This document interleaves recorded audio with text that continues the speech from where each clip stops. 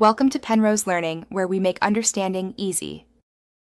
You begin by exporting the highest quality copy from YouTube Studio so you preserve audio fidelity. Next, open your audio editor and import that MP4. Make a duplicate track immediately so you keep an untouched master. Once done, solo the duplicate and run a quick listen to identify where music is dominant versus dialogue. This early split prevents destructive edits, and it sets you up to apply isolation and spectral tools precisely, without losing the original audio for comparison.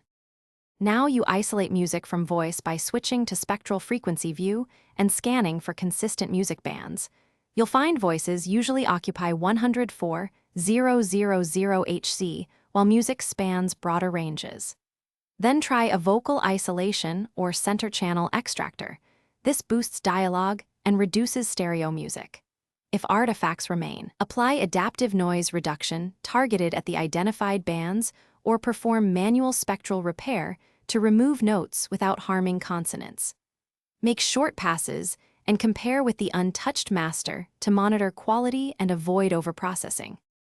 Finish by balancing the clean dialogue with subtle EQ to restore warmth, apply a de-esser to tame sibilance, and gentle compression for consistent level. Once satisfied, export a high-quality WAV or high bitrate MP4 and archive both the original and edited project files so you can revise later. If you hear musical remnants or robotic artifacts, try multi-band processing, increase spectral edit precision, or swap isolation algorithms. These troubleshooting moves usually remove stubborn music while preserving intelligibility. Thanks for watching. If this was helpful, leave a like and consider subscribing. See you next time.